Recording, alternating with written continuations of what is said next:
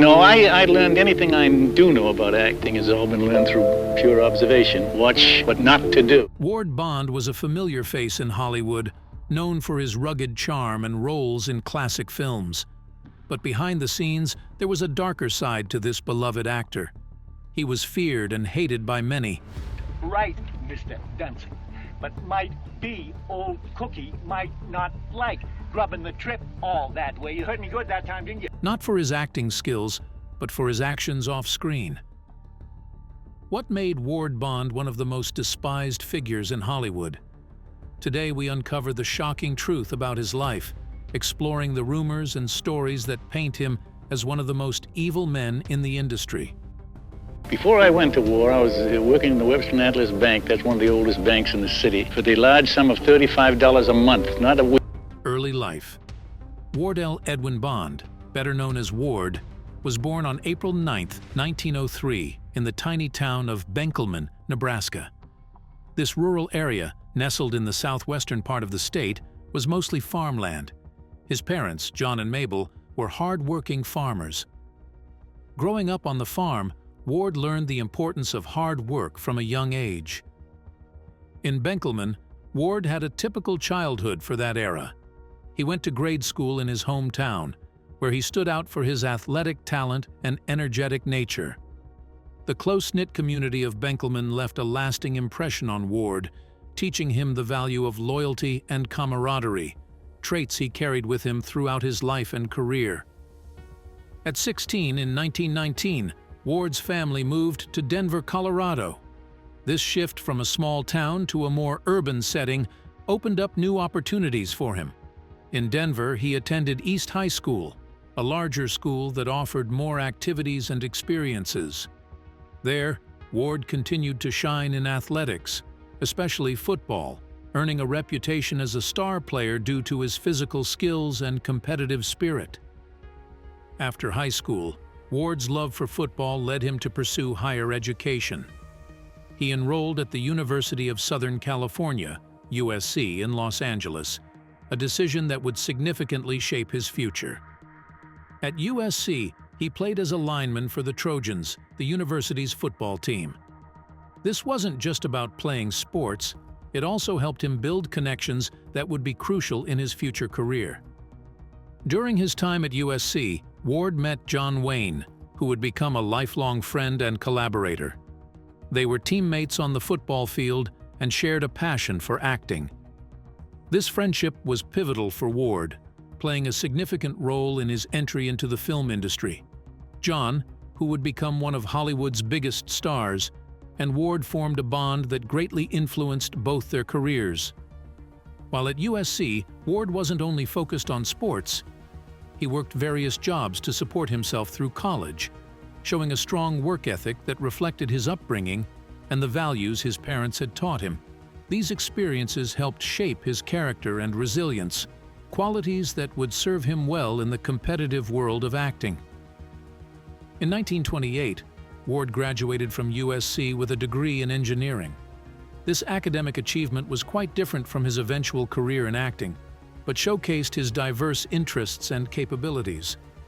The same year, his life took a significant turn when he and John Wayne were spotted by director John Ford. Ford gave them both small roles in the film Salute, marking the beginning of Ward's long and successful career in Hollywood.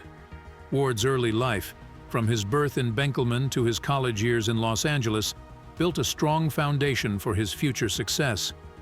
His journey from a small-town boy to a college athlete and then an actor shows his adaptability, determination, and the impact of the people and experiences that shaped him. The move from Benkelman to Denver was a key turning point, exposing him to broader opportunities that eventually led him to Hollywood. Early career. After graduating from USC in 1928 with a degree in engineering, Ward was drawn to the growing film industry. His close friendship with John Wayne, which started during their college football days, introduced him to key Hollywood figures. One of the most influential was director John Ford, who played a crucial role in Ward's early career by giving him his first Hollywood opportunity. In 1929, Ward made his first appearance in the film Words and Music, directed by James Tinling. Though his role was uncredited, this marked Ward's official entry into the film industry. This experience gave him valuable, on-set knowledge and a first-hand look at filmmaking. It was a modest start, but an important step that showed the possibilities ahead in Hollywood. By 1930, Ward was steadily building his acting portfolio, taking on minor, often uncredited roles in various films. These small parts, while not glamorous, were crucial in helping him gain experience and visibility within the industry. His appearance in The Big Trail, directed by Raoul Walsh and starring John Wayne, was particularly noteworthy.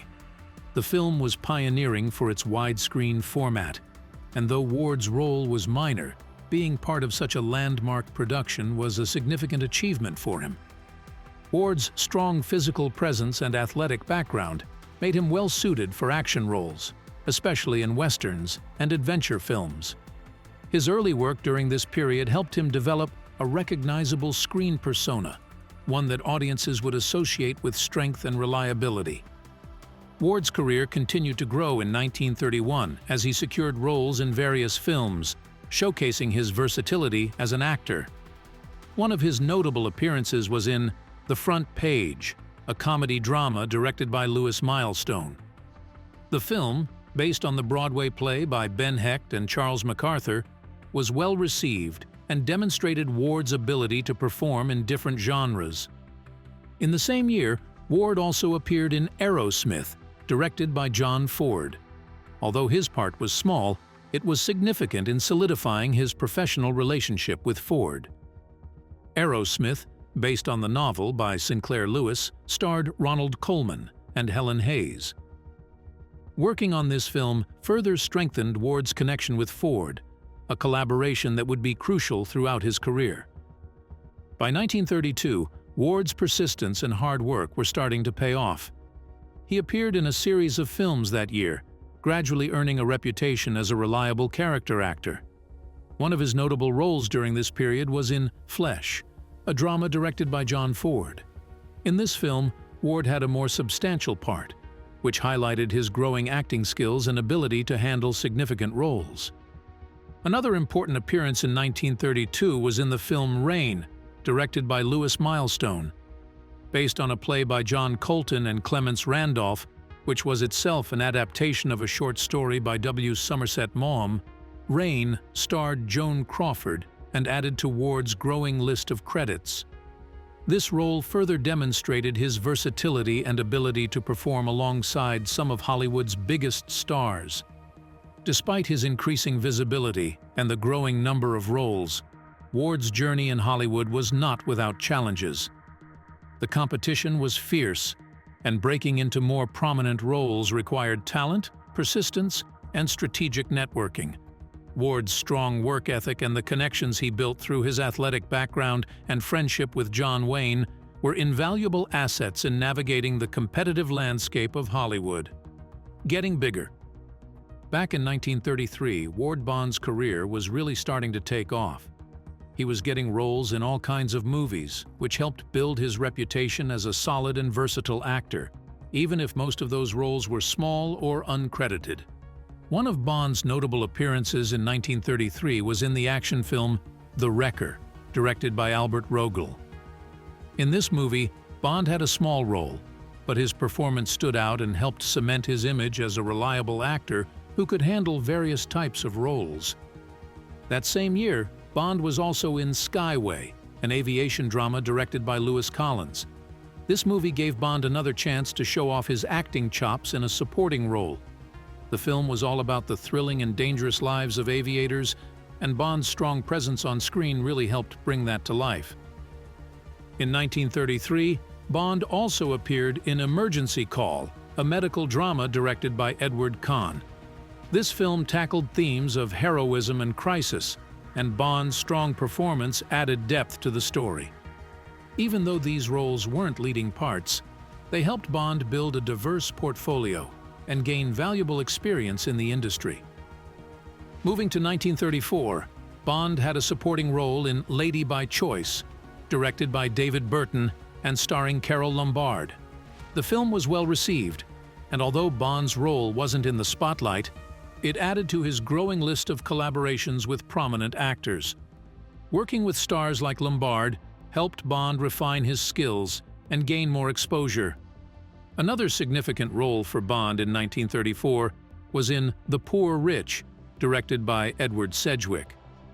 Bond's part in this film, although minor, kept him active in the industry and helped him maintain a steady career trajectory. His ability to secure roles in various films, regardless of their size, showed his dedication and persistence. In The Big Shakedown, directed by John Francis Dillon, Bond played a small part in this crime drama. The film had an ensemble cast with experienced actors, giving Bond the opportunity to learn from his peers and further hone his craft. In 1935, one of Bond's notable roles was in The Call of the Wild, directed by William Wellman. The film, based on Jack London's novel, starred Clark Gable and Loretta Young. Bond played a supporting role in this adventure movie, which was a high-profile project that brought him considerable recognition. Another important film for Bond in 1935 was Steamboat Round the Bend, directed by John Ford and starring Will Rogers. This comedy drama featured Bond in a notable role, strengthening his professional relationship with Ford. Their ongoing collaboration was crucial for Bond's career, providing him with consistent opportunities to showcase his talent. Bond also appeared in Dante's Inferno in 1935, directed by Harry Lockman and starring Spencer Tracy. This drama included Bond in a supporting role, expanding his range as an actor. Working with actors like Tracy and being part of significant productions allowed Bond to develop his skills and gain more industry recognition. In 1936, Bond had a significant role in the drama Conflict, directed by David Howard. His performance in this film was well received, contributing to his growing reputation as a capable and dependable actor. Another notable film in 1936 was The Trail of the Lonesome Pine, directed by Henry Hathaway. This Technicolor Western starred Sylvia Sidney, Fred MacMurray, and Henry Fonda, with Bond playing a supporting role. The film's success added to Bond's credentials as an actor skilled in westerns, a genre that would become an important part of his career. The Prisoner of Shark Island, directed by John Ford, was another significant project for Bond in 1936. This historical drama focused on the aftermath of President Lincoln's assassination and featured Bond in a remarkable role. His continued collaboration with Ford provided him with substantial acting opportunities and further solidified their professional relationship. In 1937, Bond's career began to gain significant traction. His ability to land roles in notable films marked a pivotal point in his journey through Hollywood. One of the key films that year was Kid Galahad, directed by Michael Curtiz. This boxing drama featured Bond in a minor role, alongside stars like Edward G. Robinson and Bette Davis. Although Bond's part was small, the film added to his growing list of credits in significant productions. Another important film for Bond in 1937 was The Game That Kills, directed by D. Ross Lederman. In this sports drama, Bond played the character Speed Bennett, a football player. This role resonated with Bond's real-life athletic background, allowing him to bring authenticity to the portrayal. The Soldier and the Lady, directed by George Nichols Jr., was another notable project for Bond in 1937. In this adventure film, Bond played a supporting role, demonstrating his ability to perform in action-packed narratives. In 1938, Bond continued to build his career with roles in several important films. One of the notable films from that year was The Adventures of Marco Polo, directed by Archie Mayo. In this historical adventure film starring Gary Cooper, Bond had a minor role. Despite the small part, being part of a high-profile project like this contributed to his visibility and helped cement his presence in Hollywood. Another significant film in 1938 was The Law West of Tombstone, directed by Glenn Tryon. Bond played the character Calamity in this Western, a genre that would become a significant aspect of his career. His performance in Westerns was well received, and he began to be associated with this genre, which would play a major role in his future work. Bond's collaboration with director John Ford continued in 1938 with the war film Submarine Patrol. This film further solidified his professional relationship with Ford, an esteemed director whose influence and projects would significantly shape Bond's career.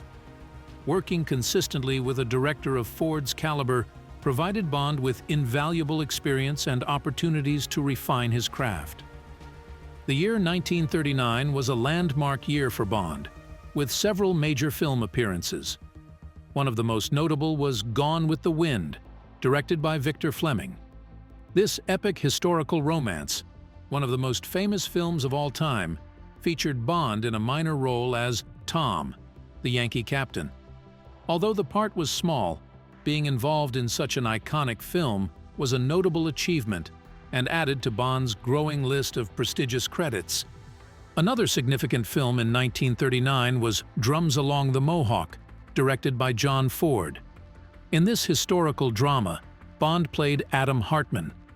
His role in this well-received film demonstrated his ability to handle significant supporting parts, further showcasing his versatility as an actor. Young Mr. Lincoln, another John Ford film from 1939, starred Henry Fonda as Abraham Lincoln, with Bond playing John Palmer Cass. This biographical drama was critically acclaimed, and Bond's involvement in the project added to his reputation as a reliable character actor capable of contributing to high-quality films. In 1940, Bond's career continued on an upward trajectory with notable roles in several significant films. One of the key films that year was The Long Voyage Home, directed by John Ford. This adaptation of Eugene O'Neill's plays featured Bond in a prominent role as Yank.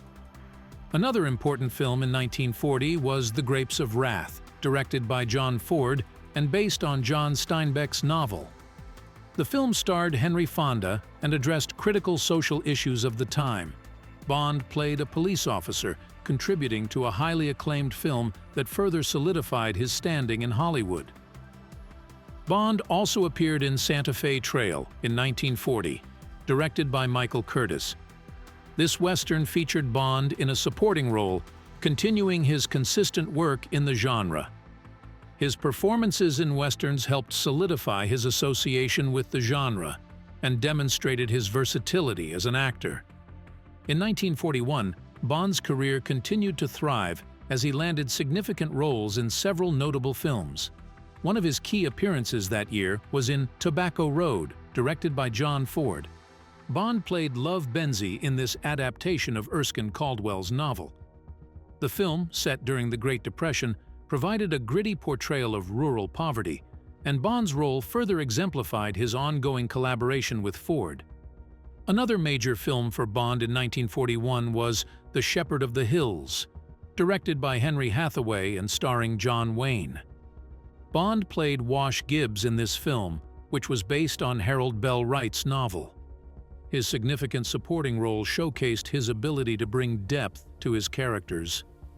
That same year, Bond appeared in Sergeant York, directed by Howard Hawks and starring Gary Cooper. This biographical film about World War I hero Alvin York featured Bond in the role of Ike Botkin. The film was critically acclaimed and became a major box office success. Bond's performance was part of an ensemble that delivered a powerful and inspiring story. The onset of World War II had a significant impact on Hollywood, and Bond, like many actors of his time, contributed to the war effort through his work. In 1942, Bond appeared in Gentleman Jim, directed by Raoul Walsh. This biographical film about boxer James J. Corbett starred Errol Flynn and featured Bond as Pat Corbett. The film was well received, and Bond's role highlighted his ability to perform convincingly in biographical dramas. Another important film in 1942 was The Falcon Takes Over, directed by Irving Rice. This mystery film included Bond in a supporting role. His participation in genre films like this one helped maintain his presence in Hollywood during the war years, showing his adaptability to various film styles and genres. Bond also appeared in The Big Shot, a film noir directed by Louis Seiler and starring Humphrey Bogart. Bond had a minor role in this film, which showcased his versatility and ability to contribute to the dark, atmospheric world of noir cinema. His ability to perform in a range of genres, from westerns to film noir, demonstrated his wide-reaching talent. In 1943, Ward Bond continued to build his career with roles in notable films. One significant film that year was Sahara, directed by Zoltan Korda. This war film starred Humphrey Bogart and featured Bond in a key supporting role as Sergeant Joe Guns, Bogart sidekick, Sergeant Sam Morris. The film was well received and showcased Bond's ability to perform in high-stakes, action-packed narratives, enhancing his profile as a versatile actor. Another major film in 1943 was The Oxbow Incident, directed by William A. Wellman. This Western film, which starred Henry Fonda and Dana Andrews, included Bond in the role of Monty Smith. The film dealt with themes of justice and mob mentality and became a critical success. Bond's performance contributed to the film's tension and drama, reinforcing his status as a reliable character actor in westerns. In 1944, Bond appeared in the film Tall in the Saddle, directed by Edwin L. Marin and starring John Wayne. Bond played a significant role as Rocklin's Wayne ally, Dave. The film was a western, a genre that Bond had become strongly associated with, and his performance further solidified his reputation within this field. Another notable film for Bond in 1944 was They Were Expendable, directed by John Ford. This World War II drama starred John Wayne and Robert Montgomery and featured Bond in a key role as Boats Mulcahy. The film depicted the true story of the Motor Torpedo Boat Squadron during the Battle of the Philippines, and Bond's performance added depth to the ensemble cast, showcasing his ability to handle serious, dramatic roles.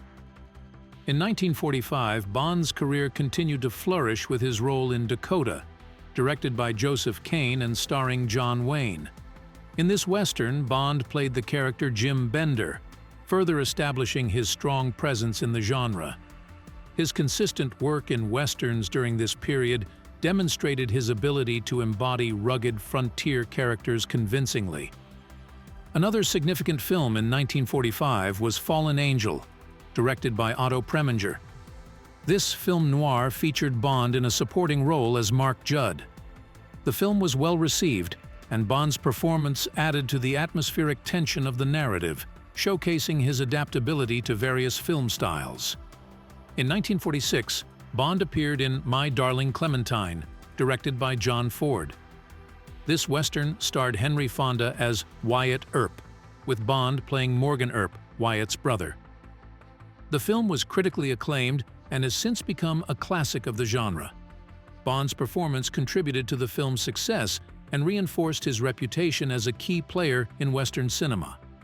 Another notable film for Bond in 1946 was It's a Wonderful Life, directed by Frank Capra. This Christmas classic featured Bond in the memorable role of Bert, the policeman. Although it was a supporting role, Bond's character became iconic as part of the beloved film, adding a significant credit to his extensive filmography. In 1947, Bond continued to work steadily, appearing in Unconquered, directed by Cecil B. DeMille, and starring Gary Cooper and Paulette Goddard. In this historical drama set during the American colonial period, Bond played a supporting role, demonstrating his ability to perform in various historical settings and genres. Bond also appeared in The Fugitive in 1947, directed by John Ford and starring Henry Fonda. This drama, based on Graham Greene's novel The Power and the Glory, featured Bond in a significant supporting role, His ongoing collaboration with Ford continued to provide him with opportunities to showcase his talent in meaningful and substantial roles. In 1948, Bond's career continued to be marked by notable appearances in significant films. One of the key films that year was Fort Apache, directed by John Ford. This Western starred John Wayne and Henry Fonda, with Bond playing Sergeant Madge O'Rourke. The film was well received and added to Bond's growing list of successful collaborations with Ford. Another important film in 1948 was Three Godfathers, also directed by John Ford and starring John Wayne. Bond played a supporting role as Buck. This Western, which combined elements of drama and comedy, showcased Bond's versatility and ability to contribute to various tones within the genre. In 1949, Bond appeared in Mighty Joe Young, directed by Ernest B. Schoedsack. This adventure film, featuring groundbreaking special effects by Willis O'Brien, included Bond in a supporting role. The film was well received and demonstrated Bond's ability to perform in a variety of film styles, including those with significant special effects. Another notable film for Bond in 1949 was She Wore a Yellow Ribbon, directed by John Ford. This Western starred John Wayne, with Bond playing Captain Brittles. The film was critically acclaimed and further solidified Bond's reputation as a prominent character actor in the Western genre. In 1950, Bond continued his steady career with roles in significant films. One key film that year was Wagon Master, directed by John Ford. This Western featured Bond in a leading role as Elderwiggs. The film was well received and is often regarded as one of Ford's most personal projects. Bond's performance was integral to the film's success, showcasing his ability to carry a leading role. Another important film in 1950 was Rio Grande, directed by John Ford and starring John Wayne. Bond played the role of Majmak Alshard in this Western, which completed Ford's Cavalry trilogy. The film was well received and added to Bond's extensive list of collaborations with Ford and Wayne. In 1951, Bond's career continued with notable appearances in significant films. One key film that year was The Quiet Man, directed by John Ford and starring John Wayne and Maureen O'Hara. Bond played the role of Father Peter Lonergan, a significant supporting character. The film was critically acclaimed and became one of Ford's most beloved projects. Bond's performance added depth to the film's rich ensemble cast. Another important film in 1951 was Only the Valiant, directed by Gordon Douglas and starring Gregory Peck. Bond played a supporting role as Pefet Kabushian. This Western, which focused on themes of duty and sacrifice, showcased Bond's ability to perform in serious, dramatic roles within the genre. In 1952, Bond continued to build his career with roles in notable films. One significant film that year was The Quiet Man, directed by John Ford and starring John Wayne and Maureen O'Hara. Bond played the role of Father Peter Lonergan, a significant supporting character. The film was critically acclaimed and became one of Ford's most beloved projects. Bond's performance added depth to the film's rich ensemble cast. Another major film in 1952 was Thunderbirds, directed by John H. Auer. This war film featured Bond in a supporting role as Captain John R. Craig. The film, set during World War II, highlighted Bond's ability to perform in various military roles, contributing to his diverse filmography. In 1953, Bond's career continued with notable appearances in significant films. One key film that year was Hondo, directed by John Farrow and starring John Wayne. Bond played the role of Buffalo Baker in this Western, which was well received and showcased his ability to perform in action-packed frontier narratives. Another important film in 1953 was Blowing Wild, directed by Hugo Fregonese and starring Gary Cooper and Barbara Stanwyck. Bond played a supporting role as Dutch Peterson. This adventure film, set in the oil fields of South America, demonstrated Bond's versatility and ability to perform in a variety of settings and genres. In 1954, Bond's career continued with notable appearances in significant films. One key film that year was Johnny Guitar, directed by Nicholas Ray, and starring Joan Crawford and Sterling Hayden. Bond played the role of John McIvers in this Western, which has since become a cult classic. The film's unique take on the genre showcased Bond's ability to perform in innovative and unconventional narratives. Another major film in 1954 was The Long Gray Line, directed by John Ford and starring Tyrone Power and Maureen O'Hara. Bond played a significant supporting role as Captain John Pershing. This biographical drama, set at West Point, highlighted Bond's ability to bring depth and authenticity to historical characters. The beginning of Wagon Train and other successful projects. Ward's career hit a major turning point in 1955. This was when the groundwork for the TV series Wagon Train started. Although the show officially kicked off in 1957, the planning and casting began 2 years earlier. Ward landed the role of Major Seth Adams, the leader of a wagon train heading west. This role would become one of his most memorable ones, as Wagon Train turned out to be a huge success, making Ward a TV star. His portrayal of Major Adams was widely praised, showcasing his talent for leading roles in successful TV series. Aside from Wagon Train, Ward was busy with other significant films in 1955. One notable movie was A Man Alone, directed by Ray Milland.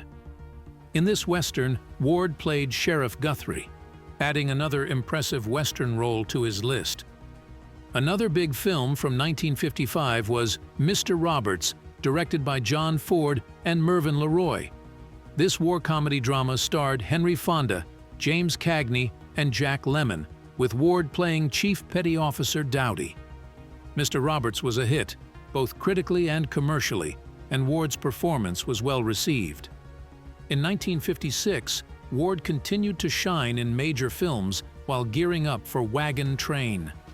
One standout film from this year was The Searchers, directed by John Ford and starring John Wayne. This Western is often considered one of the best films ever, and Ward's performance as Reverend Captain Samuel Johnston Clayton was a key part of its success. Another significant film from 1956 was Pillars of the Sky, directed by George Marshall. In this Western, Ward played Sergeant Lloyd Carricart, further establishing his strong presence in the Western genre. He also starred in Canyon River, directed by Harmon Jones, where he played George Lynch, earning more praise for his Western roles. The year 1957 was crucial for Ward as it marked the start of his most prominent TV role. On September 18, 1957, Wagon Train premiered, and Ward starred as Major Seth Adams, the wagon master leading settlers to the American West. Ward's strong and compassionate portrayal made Major Adams an iconic character.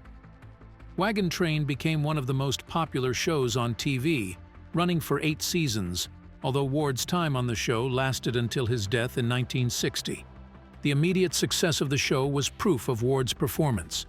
His portrayal of Major Adams was praised for its depth and consistency.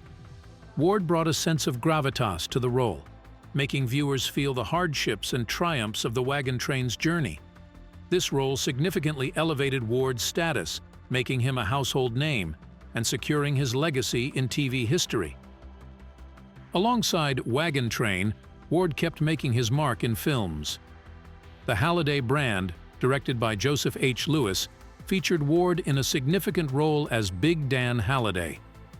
His performance was praised, adding to his long list of successful Western films.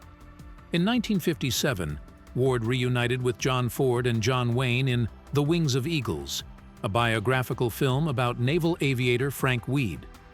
Ward played John Dodge, and the film was well received, highlighting Ward's strong working relationship with Ford and Wayne.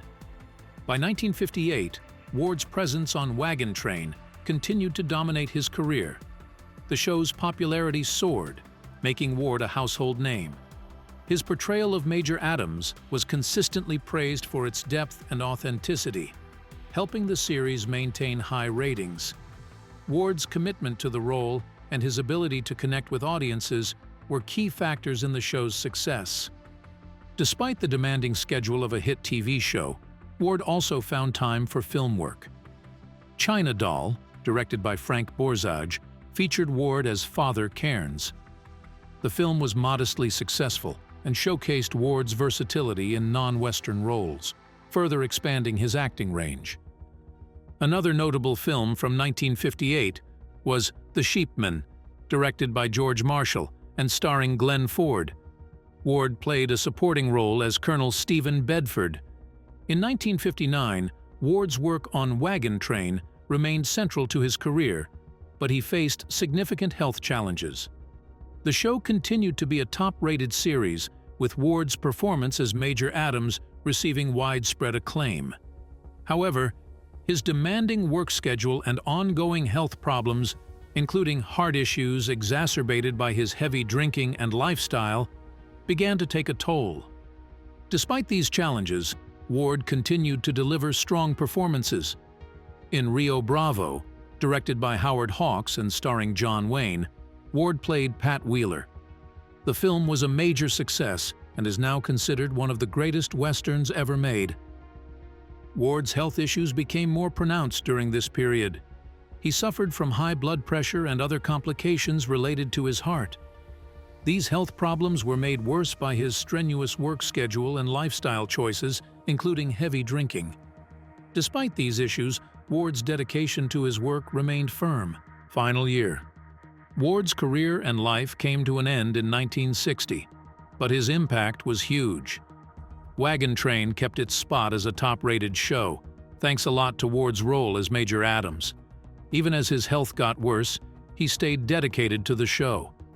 Ward's commitment and passion for his work never wavered, showing just how professional he was. One of Ward's last movie roles was in The Alamo, directed by and starring John. In this big historical film, Ward played Colonel James Bowie. This movie was a key part of Ward's final works and was a passion project for John. Ward also had a role in Alias Jesse James, directed by Norman. This comedy western, starring Bob, had Ward in a cameo. His appearance added a real western feel to the film. Personal life. In 1936, Ward Bond married Doris Sellers Childs. Their marriage, however, was short-lived and ended in divorce in 1944. Despite the end of their marriage, Bond's career continued to flourish. His rugged charm and commanding presence made him a favorite for roles in westerns and war films. On July 17, 1944, Ward Bond left the Hollywood premiere of the movie Since You Went Away. While crossing the street, he was hit by a car. His left leg was badly broken. Doctors wanted to amputate it, but Bond refused. It took him several months to recover. He walked with a limp in his next few films and used a cane when he was best man at John Wayne's wedding in January 1946. The driver, a retired cosmetics manufacturer, was fined $25 for speeding, but was not charged for not yielding to a pedestrian. In 1945, Bond won $50,000 in a civil trial for the accident. Bond's second marriage, to Mary Louise May, was a significant chapter in his personal life. They married in 1954, and despite Bond's busy career and sometimes difficult personality, they shared a deep bond. Mary Louise supported him through many challenges, including his health issues. Their relationship was marked by its ups and downs, but Mary Louise remained a steadfast partner. Bond's health began to decline in the late 1950s. His heavy drinking and demanding lifestyle took a toll on his body. He suffered from high blood pressure and heart problems, which were exacerbated by his rigorous work schedule. Despite these issues, Bond continued to work tirelessly, never letting his health problems interfere with his career. In his later years, Bond's health issues became more severe. He suffered from a series of heart attacks, and his condition worsened. Despite the warnings from his doctors, Bond refused to slow down. His commitment to his work and his stubborn nature kept him going, even as his health deteriorated. On November 5, 1960, Ward Bond passed away from a heart attack at the age of 57. His sudden death shocked the industry and left a void in the hearts of his fans and colleagues. Bond's contributions to film and television were significant, and his legacy continues to be celebrated. Controversies. Bond was an active supporter of the House Un-American Activities Committee, which aimed to root out communist influence in Hollywood. He was known for his staunch anti-communist views and reportedly participated in blacklisting colleagues whom he suspected of communist sympathies. His role in these activities tarnished his reputation among many in the film industry and contributed to the divisive atmosphere of the era. One of the most publicized controversies in Bond's career was his feud with Robert Horton, his co-star on the popular TV series Wagon Train. The discord between Bond and Horton was multifaceted and well documented. According to multiple sources, including Wide Open Country, a source of tension between Bond and Horton was jealousy. Horton, a handsome and charismatic actor, received more fan mail than Bond. This popularity disparity reportedly irked Bond, who was accustomed to being one of the biggest stars on the show. The jealousy over fan attention likely made the animosity worse between the two actors. It was speculated that Bond further fueled the feud by spreading rumors about Horton's sexuality. In an era when such accusations could severely damage an actor's career, Bond's actions were particularly damaging. These rumors contributed to a hostile working environment on the set of Wagon Train. Despite their off-screen animosity, Bond and Horton maintained a professional relationship on screen. The New York Times reported that their characters had a close relationship on the show, which contrasted sharply with their real-life tensions. At one point, the feud became so intense that both actors vowed never to appear on screen together. However, this vow was short-lived, as the script later required them to share scenes, and they ultimately complied. Remarkably, Bond and Horton reportedly settled their differences just one day before Bond's sudden death in 1960. This last-minute reconciliation brought a bittersweet end to their long-standing feud. Adding another layer to the controversy, Horton also clashed with the show's writers. The New York Times detailed Horton's dedication to his role, including his efforts to learn about the frontier era and develop a backstory for his character. Horton often found the scripts unsatisfactory and would rewrite them to ensure his character was portrayed accurately. He was quoted saying, "I have to rewrite half the scripts. Otherwise, I'd get laughed off the screen." Other than that, Bond also struggled with alcoholism throughout his life, which affected both his personal and professional relationships. His drinking habits were well known in Hollywood and sometimes led to erratic behavior on set. In addition to his anti-communist stance, Bond's conservative views often put him at odds with his more liberal colleagues. He was a close friend of John Wayne, another staunch conservative, and both actors were known for their outspoken political opinions. Other controversial old Hollywood actors, aside from Ward Bond. During the 1930s to 1960s, Hollywood saw the rise of many famous celebrities. Some of them, however, were also involved in controversies and problematic behaviors, just like Ward Bond. Here are some notable figures from that era. John Wayne.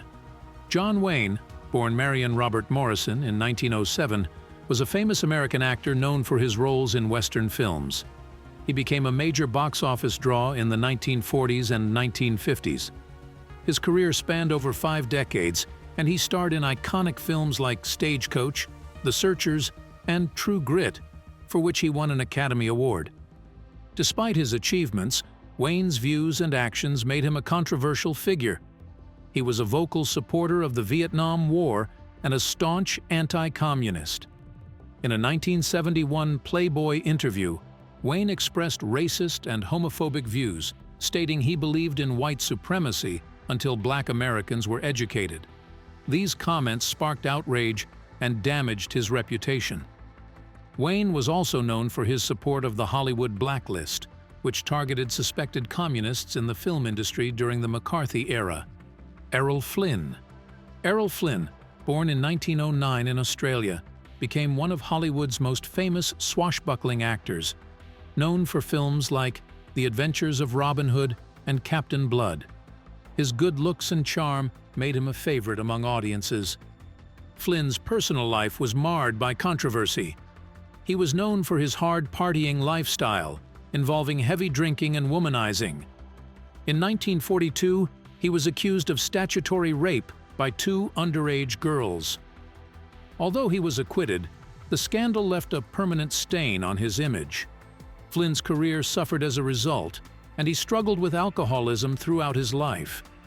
Despite his legal troubles, Flynn's performances continued to be celebrated, and he remains a significant figure in Hollywood history. Charlie Chaplin. Charlie Chaplin, born in 1889 in London, was a pioneering figure in the film industry, known for creating the iconic character, the Tramp. He starred in, directed, and produced many silent films such as City Lights and Modern Times. Chaplin's life was filled with controversy. His political views, including his support for leftist causes and criticism of capitalism, drew suspicion during the Red Scare. He faced accusations of being a communist sympathizer, which led to an investigation by the FBI. Additionally, Chaplin's personal life was tumultuous. He married 4 times, often to much younger women, and was involved in several paternity suits. In 1944, he was embroiled in a scandal when actress Joan Barry accused him of fathering her child. Although Chaplin was exonerated through blood tests, the scandal affected his public image. Eventually, Chaplin left the United States and settled in Switzerland. Judy Garland. Judy Garland, born Frances Ethel Gumm in 1922, was an American actress and singer best known for her role as Dorothy in The Wizard of Oz. She had a successful career in film, television, and music, becoming an entertainment icon.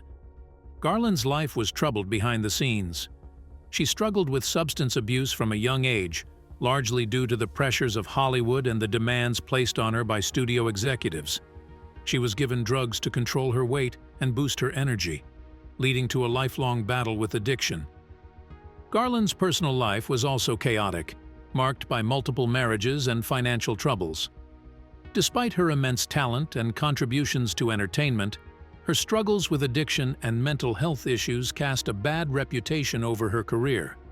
Marlon Brando.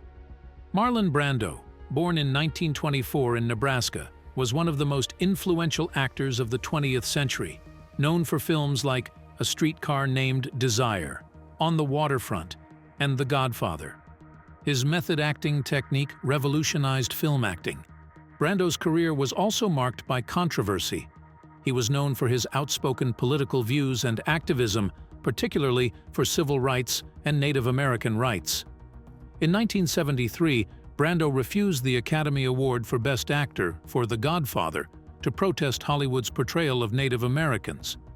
His personal life was equally tumultuous, involving numerous affairs and failed marriages.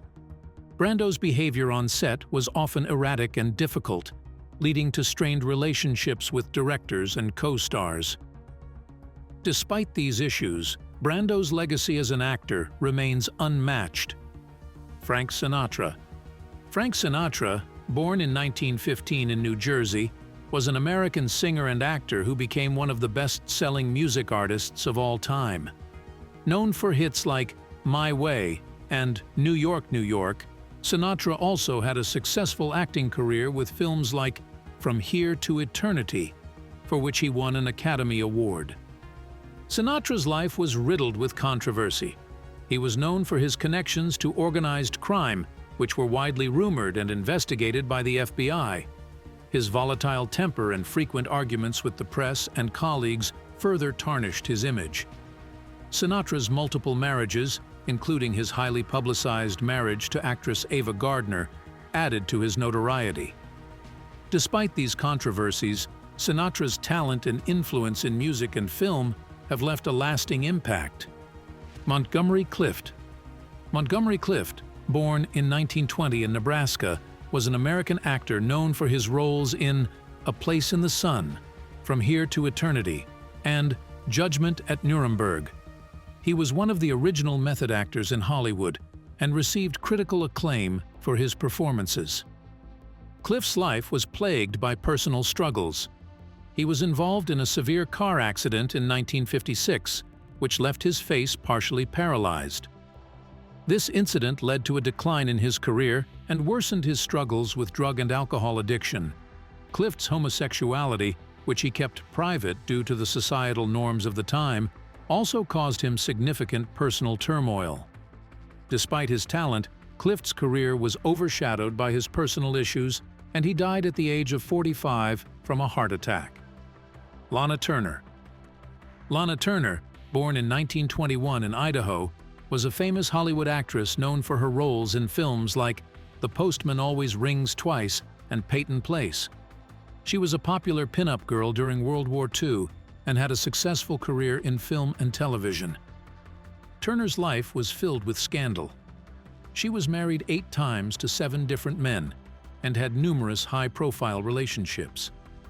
The most infamous incident in her life occurred in 1958, when her daughter, Cheryl Crane, stabbed and killed Turner's lover, Johnny Stompanato. Stompanato was an abusive gangster with ties to organized crime. The case was ruled as justifiable homicide, but the scandal captivated the public and damaged Turner's reputation. Despite her personal troubles, Turner continued to act and remained a popular figure in Hollywood. Mickey Rooney. Mickey Rooney, born in 1920 in New York, was an American actor and entertainer whose career spanned 9 decades. He was one of the most popular child actors in Hollywood history, known for films like National Velvet and the Andy Hardy series. Rooney's personal life was tumultuous. He was married 8 times, and his marriages were often troubled by infidelity and financial problems. Rooney also struggled with addiction and financial mismanagement, leading to bankruptcy. Despite these issues, he continued to work in film and television, earning an honorary Academy Award in 1982. Rooney's career was marked by both significant achievements and personal struggles, making him a complex figure in Hollywood history. Bette Davis. Bette Davis, born in 1908 in Massachusetts, was one of Hollywood's most respected actresses, known for her intense performances in films like All About Eve and Whatever Happened to Baby Jane.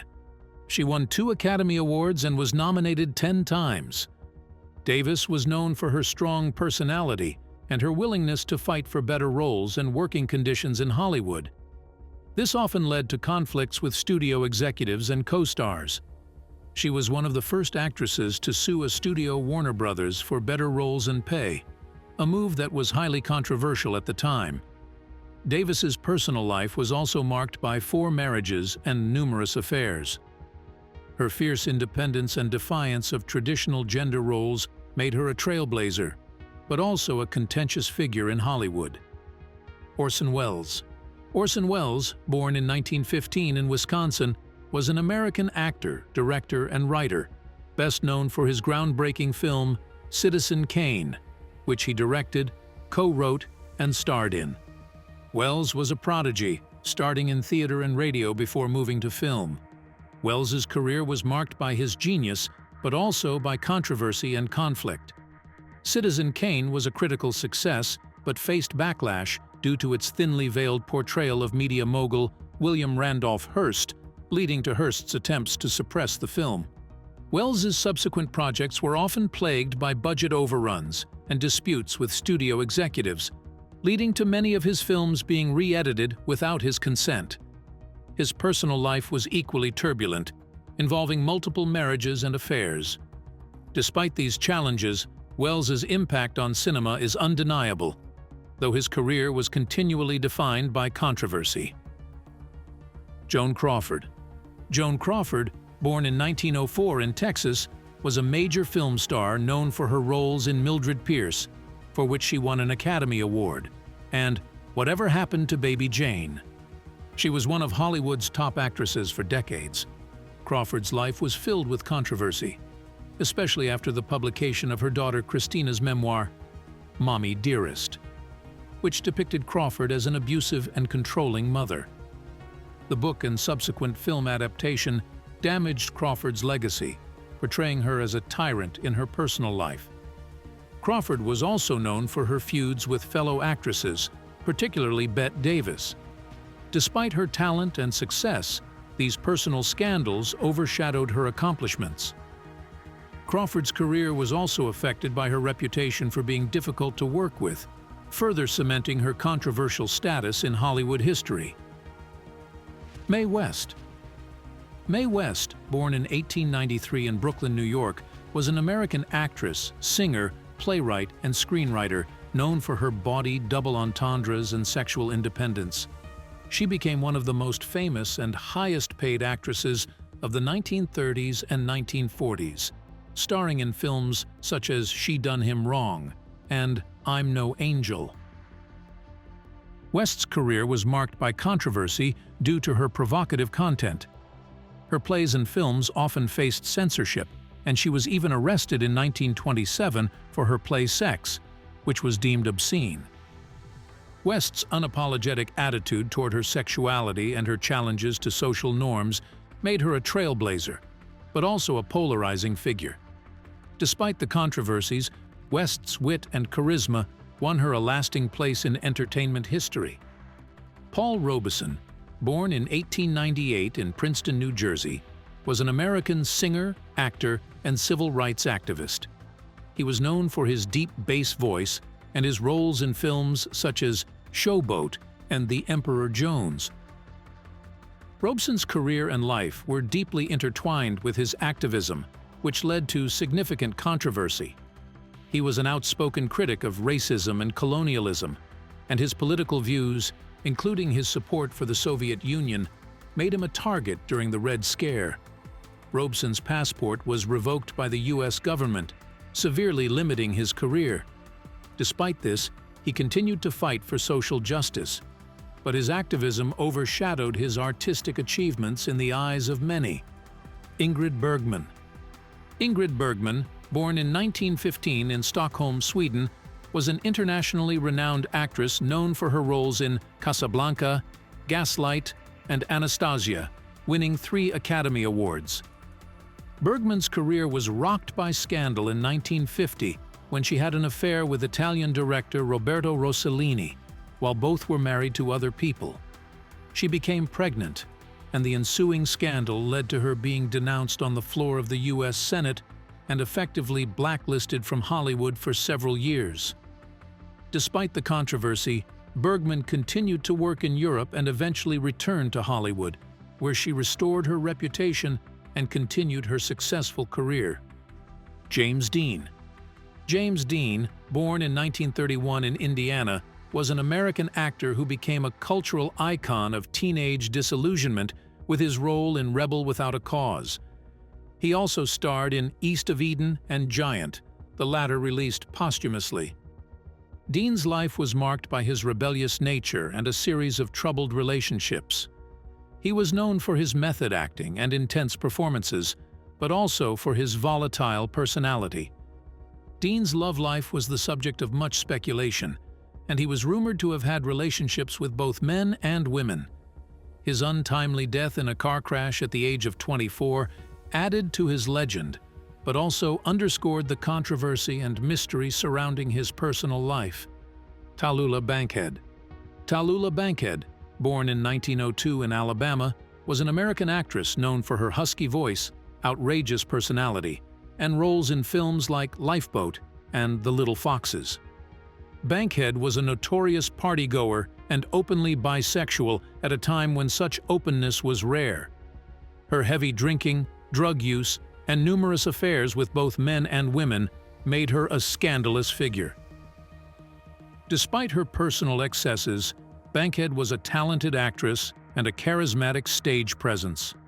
Her lifestyle and outspokenness made her a controversial but enduring figure in entertainment. Richard Burton. Richard Burton, born in 1925 in Wales, was a celebrated actor known for his Shakespearean roles and films like Cleopatra and Who's Afraid of Virginia Woolf. He was nominated for 7 Academy Awards. Burton's tumultuous personal life, particularly his marriages to Elizabeth Taylor, was the subject of much public fascination and scandal. Their relationship was marked by passionate love and violent fights, and they married and divorced twice. Burton's heavy drinking and aggressive behavior further fueled the controversy surrounding him. Despite his personal issues, Burton's talent as an actor was widely recognized, and he left a mark on both stage and screen. Jayne Mansfield. Jayne Mansfield, born in 1933 in Pennsylvania, was an American actress and sex symbol of the 1950s and 1960s. She starred in films like The Girl Can't Help It and Will Success Spoil Rock Hunter? Mansfield's career was marked by her public persona and her bold embrace of her sexuality.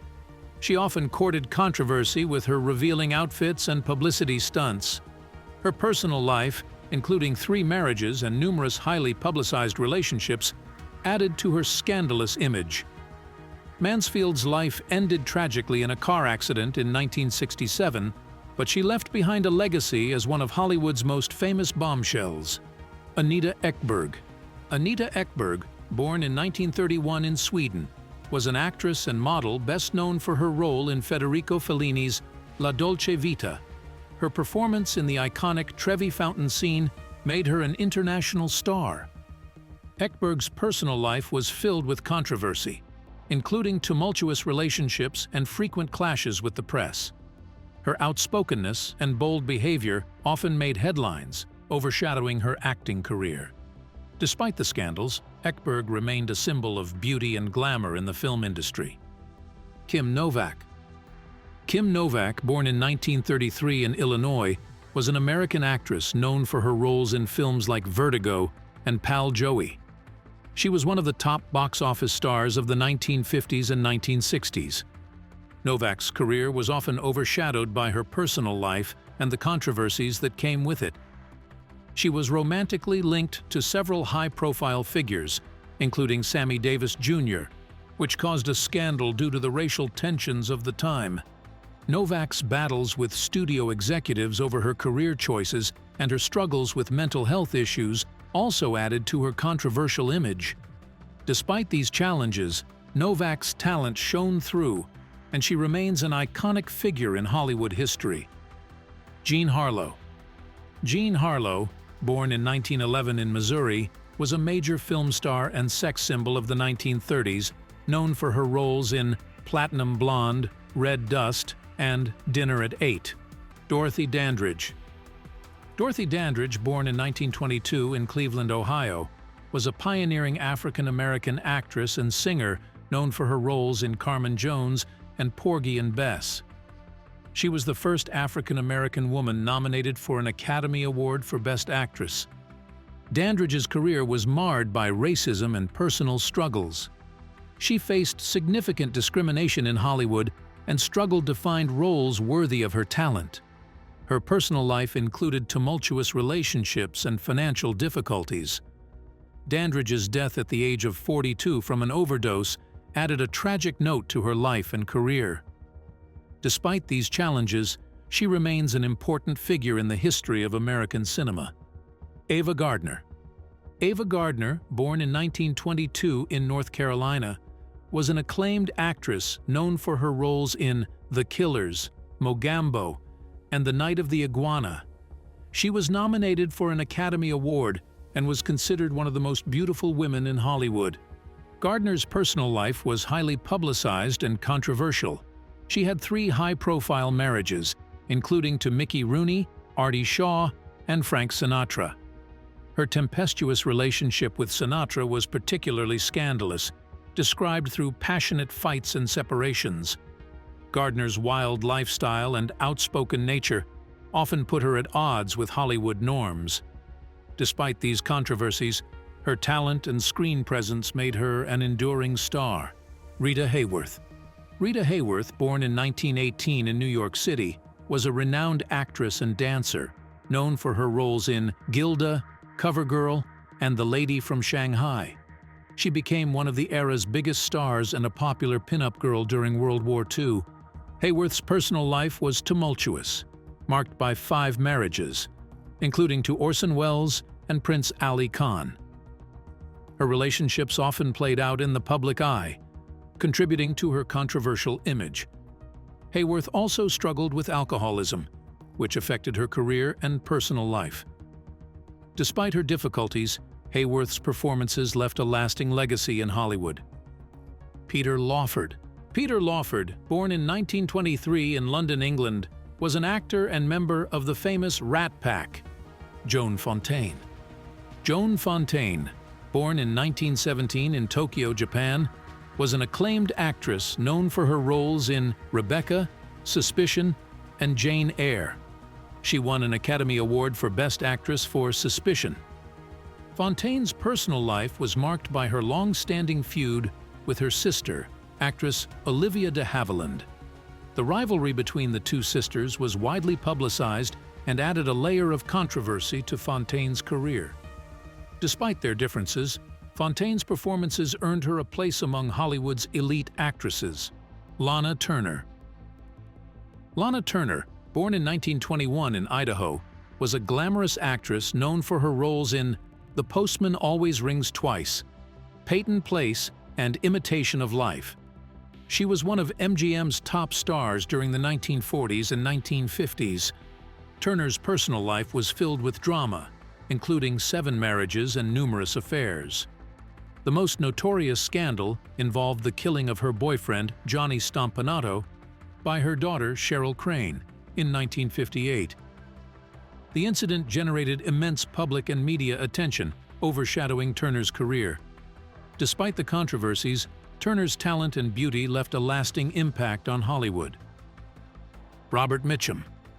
Robert Mitchum, born in 1917 in Connecticut, was a renowned actor known for his roles in Out of the Past, The Night of the Hunter, and Cape Fear. He was known for his tough guy persona and deep, soothing voice.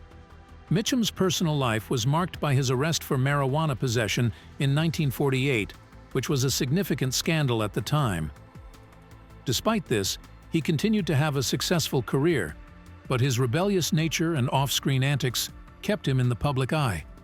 Mitchum's performances and distinctive style made him an enduring figure in Hollywood.